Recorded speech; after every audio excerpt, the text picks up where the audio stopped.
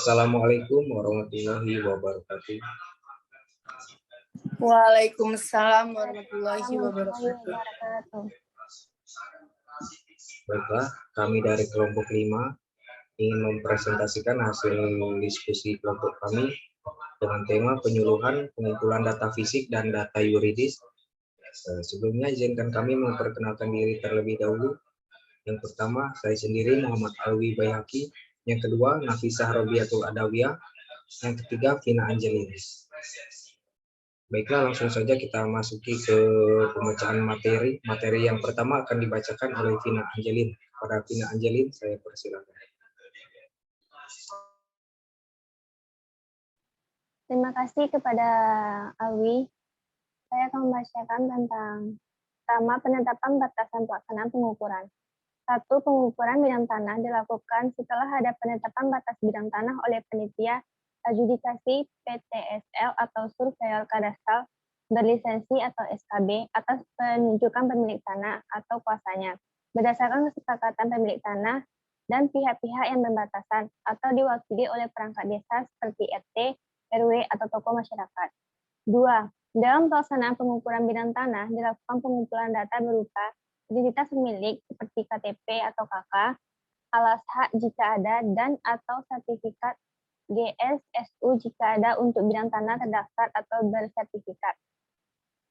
3. Pengukuran dan atau pemetaan bidang-bidang tanah dilakukan terhadap A. Bidang tanah belum terdaftar dan B. Bidang tanah sudah terdaftar yang belum dapat terpetakan atau keempat. 4. Memberi nomor berkas dan atau nomor urut bidang NUB pada bidang-bidang tanah terukur atau terpetakan. 5. Melaksanakan pengukuran menggunakan metode yang sesuai dengan kondisi lapangan. 6. Pencatatan tanda batas dan informasi bidang tanah untuk bidang tanah belum terdaftar sesuai format GU di 107 PTSL sampai metode terestris. 7. Terhadap bidang tanah yang tidak diketahui subjeknya, maka dilakukan hal-hal sebagai berikut. A. Memastikan kepemilikannya berdasarkan keterangan tetangga yang berbatasan, tokoh masyarakat atau aparat terkait dan pencatat pada GU mengenai keberadaan subjeknya. B. Jika batasnya sementara dan atau pemiliknya belum diketahui atau belum ada kesepakatan, batas bidang tanah pada GU diberi tanda garis lurus putus. C. Untuk batas sempadan danau, sungai, jalan diukur sesuai dengan peraturan perundang-undangan dan pada GU diberi tanda garis putus-putus. Dan D. Untuk penanganan pengukuran dan pemetaan bidang tanah terdaftar yang belum terpetakan atau bidang K4 dilakukan peningkatan kualitas data bidang tanah terdaftar.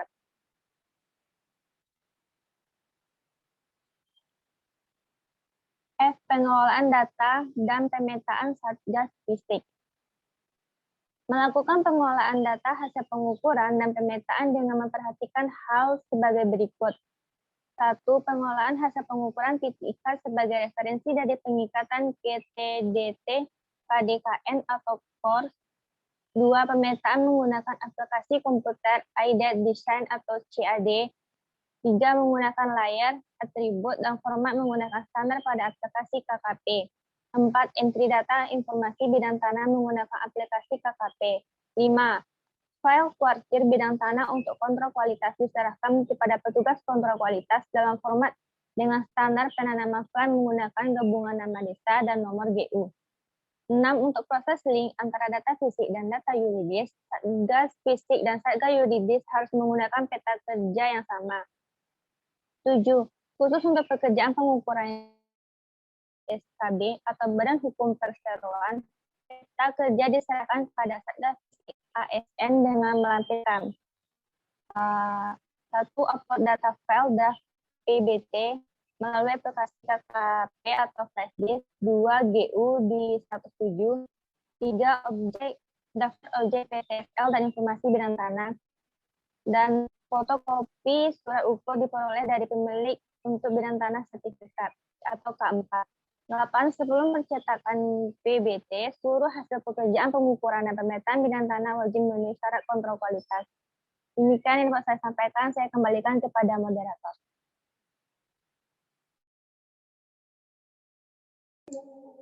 Baiklah, terima kasih kepada saudari Vina Angelin. Materi selanjutnya akan dibacakan oleh Saudari Nafisa. Para Saudari Nafisa, saya persilakan. Sebelumnya, terima kasih saya ucapkan kepada moderator yang telah memberikan waktu saya untuk memberikan materi selanjutnya. Materi selanjutnya yaitu kontrol kualitas pengumpulan data fisik. Kontrol kualitas hasil pekerjaan pengukuran dan pemetaan yang dilaksanakan oleh ASN dilakukan sebagai bagian dari tugas dan fungsi, baik di lingkungan kantor pertanahan maupun kantor wilayah. Sementara untuk hasil pekerjaan pengukuran dan pemetaan pihak ketiga, kontrol kualitas yang merupakan tanggung jawab ASN dan agar tidak menimbulkan bottlenecking, maka pelaksanaan kontrol kualitas dibantu dengan pemeriksaan mutu oleh pihak ketiga lainnya.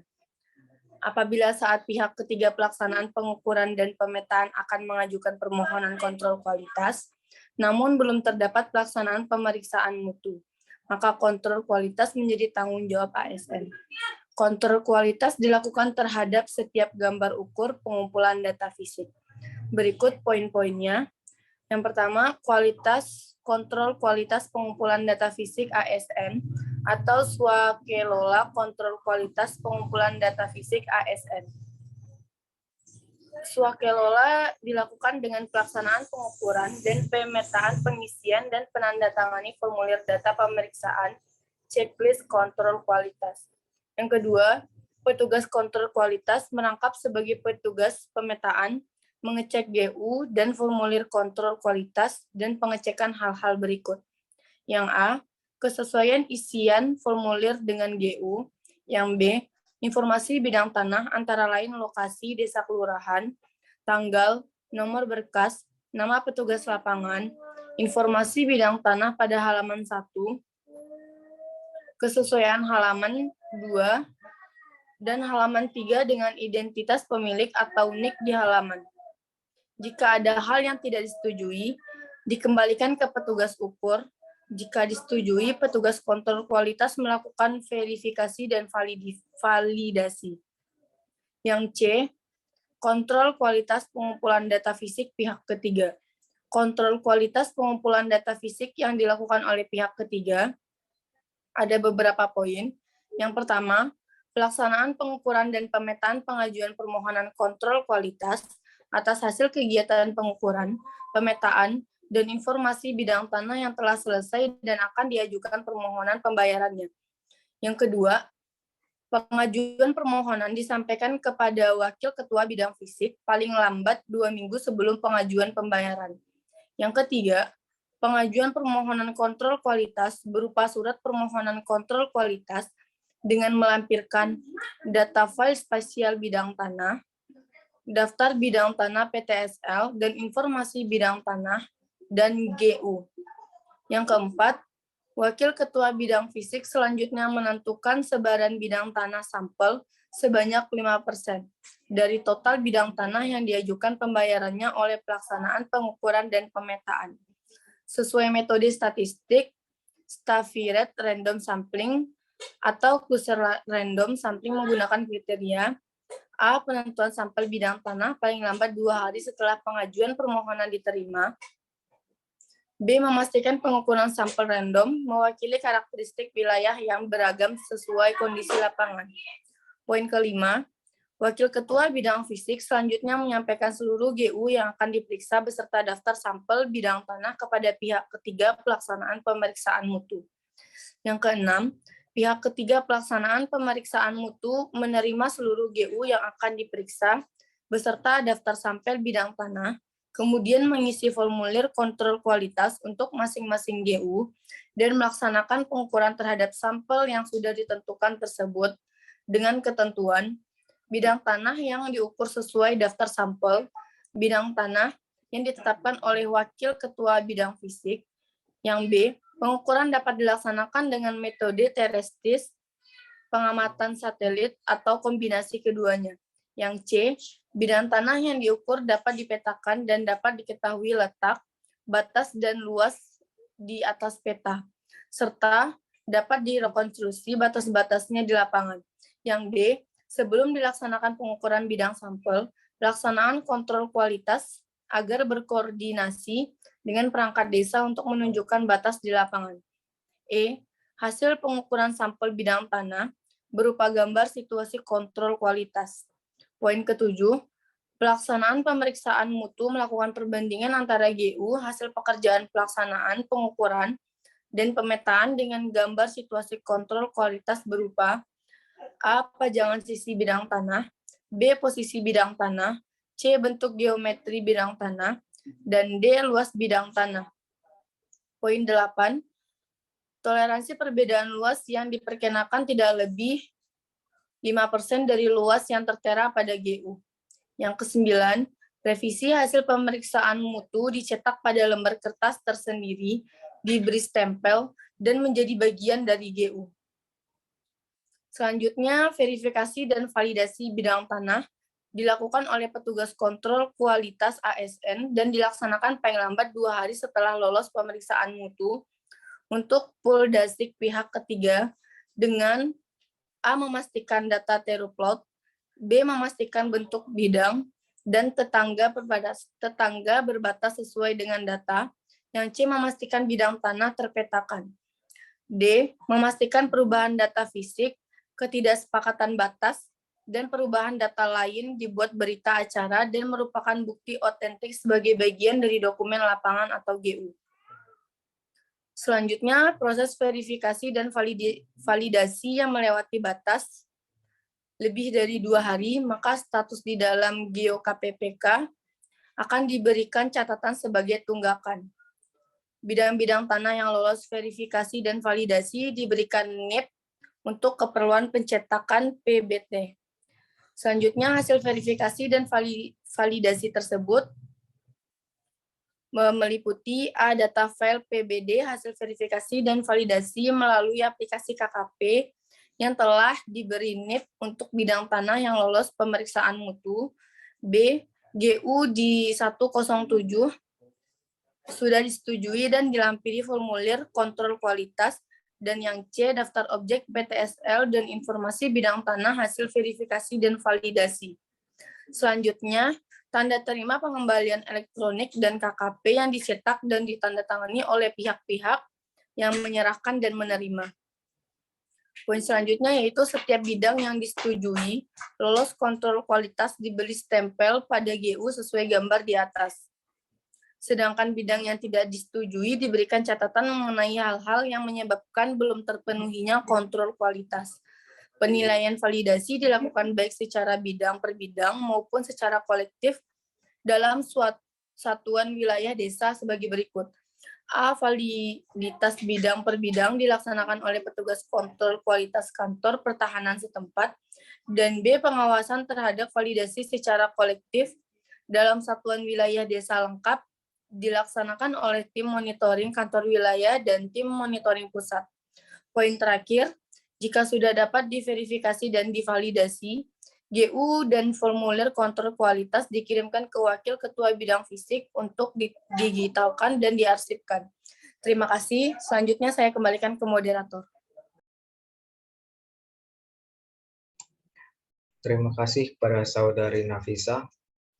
Materi selanjutnya akan dibacakan oleh saya sendiri.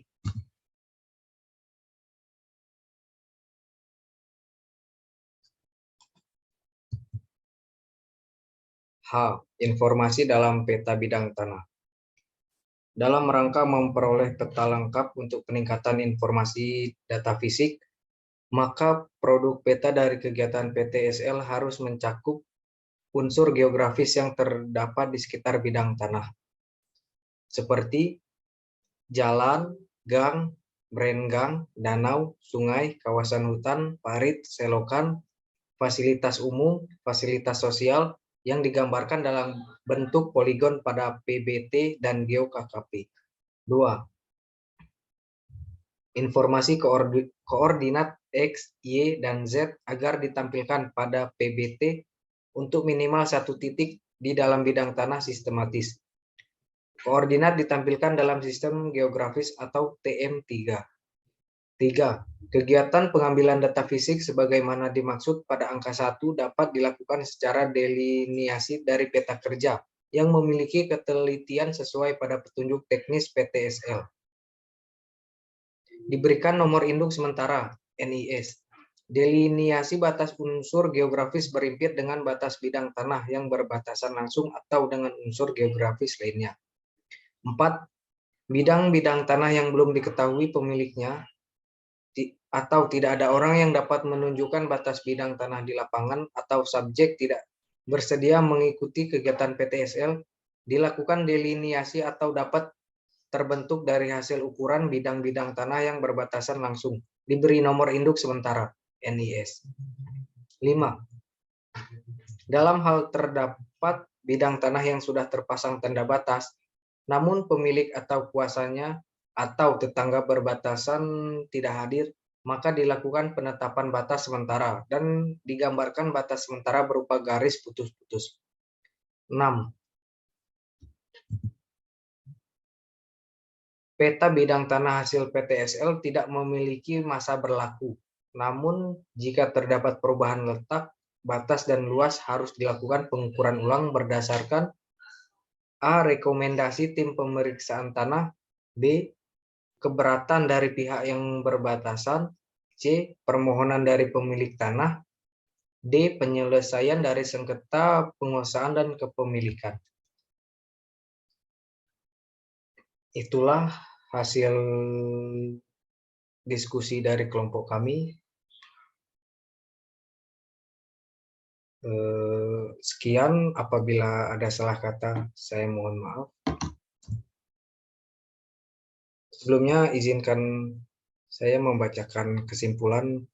Dalam pengukuran data fisik dan yuridis, terdapat tahapan-tahapan yang harus dilakukan, diantaranya penetapan batas dan pelaksanaan pengukuran, pengolahan data dan pemetaan satgas fisik, kontrol kualitas pengumpulan data fisik informasi dalam peta bidang tanah PBT. Sekian presentasi dari kelompok kami. Apabila ada salah kata, saya mohon maaf. Pada Allah saya mohon ampun. Saya akhiri. Wabillahi taufiq wal hidayah. Wassalamualaikum warahmatullahi wabarakatuh. Waalaikumsalam warahmatullahi wabarakatuh.